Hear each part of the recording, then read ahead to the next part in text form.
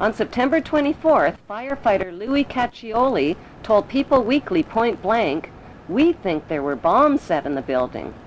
That claim was echoed by many witnesses and by firefighters who heard the explosions just before Tower 1, Tower 2, and Building 7 collapsed.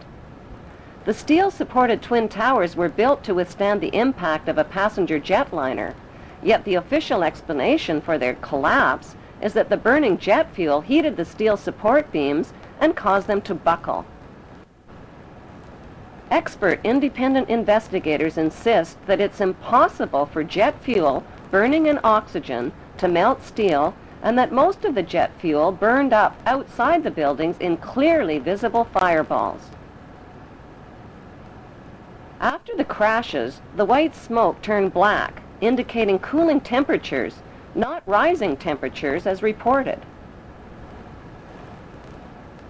Why did a company called Controlled Demolition quickly haul away, melt down, and dispose of 499,850 pieces of structural steel that could have proved the temperature the steel had reached and the use of explosives? Why did Tower 2 that was hit last fall first, 53 minutes after being struck, whereas Tower 1 fell 1 hour and 28 minutes after being struck? An even bigger mystery is why Building 7, owned by Larry Silverstein, collapsed much later on in the afternoon, even though it had never even been hit. If these 3 World Trade Center buildings were rigged with explosives, when could the explosives have been installed, and who controlled access to the buildings? The 30-year-old World Trade Center has always been publicly owned and managed by the New York, New Jersey Port Authority. That is, until a Jewish businessman named Louis Eisenberg became the chairman. Eisenberg is an active leader in Jewish Zionist organizations. He personally oversaw negotiations that put the publicly owned World Trade Center into private hands. Those private hands belonged to 2 Jewish pro-Zionist billionaires named Larry Silverstein and Frank Lowy, even though their bid was lower than other bids. Lowy served as a commando in the Israeli army, and Silverstein just happens to be the former chairman of the United Jewish Israel Appeal. With Eisenberg's help, they landed the 99-year lease worth $8 billion for half price at $3.5 billion. During the moving, renovations, and security changeovers, explosives could have easily been installed in the buildings without detection. George W.'s brother, Marvin Bush, was not only the director of the World Trade Center's electronic security company, he was also the director of the World Trade Center's casualty insurance company called Houston Casualty. That company terminated their insurance coverage for the World Trade Center before 9/11, right in the nick of time. Another suspicious company occupied the 16th and 17th floors of the North Tower. That company, called Zim Israeli American Shipping, suddenly broke their lease, paid a $50,000 penalty, and moved out of the World Trade Center only weeks before 9/11. Zim Israeli American Shipping is owned by Zim Israel Navigation, which just happens to be owned by the government of Israel. If the new owners, Silverstein and Lowy, knew about the 9/11 attacks in advance, why did they buy a 99-year lease to the doomed buildings? Because they could do the simple math. Silverstein bought the $3.5 billion World Trade Center with only a $15 million down payment, which amounts to 0.01% of the total. He took out maximum terrorist insurance coverage only 6 weeks before the attacks. The demolition of the World Trade Center buildings on 9/11 eliminated Silverstein's cost for an $800 million facelift to update the aging 30-year-old buildings. As soon as the spanking new World Trade Center is finally built and expanded to over 11 million square feet of rental space, Silverstein stands to pocket billions of dollars per month. In the meantime, U.S. taxpayers are covering Silverstein's so-called losses. Then there's the big payouts from insurance policies with mega-terrorism insurance, which Silverstein took out just weeks before 9/11. Silverstein is demanding a 200% payout by claiming payouts for 2 separate 9/11 attacks instead of 1. Silverstein's insurance companies, called Swiss Re and Munich Re, are the same companies under investigation for advanced knowledge of 911 and for profiting from 911 on the stock market. If Silverstein's insurance companies knew in advance about the attacks, why would they insure doomed buildings? Were these giant insurance companies handpicked to keep a lid on their insurance investigation findings and to ignore the evidence of 911 cover-ups? Silverstein has since bought out Frank Lowy, paid off investors and loan groups, put limits on victim compensation claims, and turned the publicly owned World Trade Center into the smelliest private real estate deal in American history.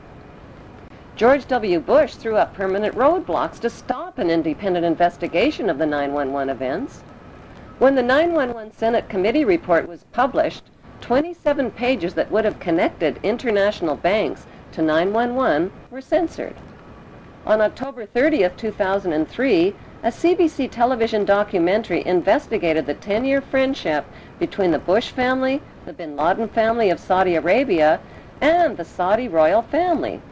That friendship includes illegal presidential campaign contributions and partnerships in oil and weapons companies like the Carlyle Group.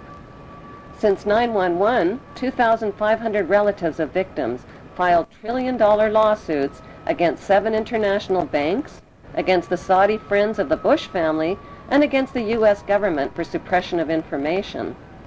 On 911, all U.S. flights were canceled, and desperate relatives of 911 victims were grounded.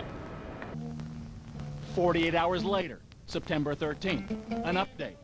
Private flights were still prohibited. To take off required government approval at the highest level.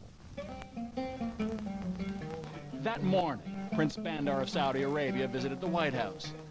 And later that day, something unusual began to happen. Despite the blanket aviation ban, several private planes, from Learjets to a 747, were cleared to depart from various U.S. cities. On board were dozens of the Saudi elite, almost every one a bin Laden or a Saudi royal. Meanwhile, Elizabeth Alderman was desperate to find a way from Paris to New York, where her son Peter was missing. The bin Laden family, whoever was in the United States, got safe passage home, and I couldn't get home to be with my children. Other families couldn't get to New York, who lived far away, to even begin to look for their children. At this point, we didn't know who was alive or who was dead. I couldn't get home, and the bin Laden family were all able to get home. Since 15 of the 19 hijackers were accused of being Muslims from Saudi Arabia, why wasn't the fury of George W. Bush directed at Saudi Arabia instead of opium-rich Afghanistan and oil-rich Iraq? Before the first plane ever even hit the first tower on 911, a massive military buildup was organized near Afghanistan called Operation Swift Sword and Operation Bright Star. 23,000 British troops were sent to the Oman Gulf near Afghanistan, and 17,000 U.S. troops joined NATO troops in nearby Egypt. All of these forces were positioned for attacks on the Muslim countries of Afghanistan and Iraq before 911. The Patriot Act, which was designed to limit American citizens' democratic rights and freedoms, was also designed and written months before the first plane ever even hit the first tower. So who exactly are the producers of the 911 reality disaster movie that collected billions from insider stock market trades, $200 billion and counting from terrorized U.S. taxpayers, and gazillions of dollars from the conquest of Iraq's oil fields and Afghanistan's opium fields? Contrary to popular opinion, the producers of 911 are not practicing Jews. And contrary to popular opinion, the producers of 911 are not practicing Muslims.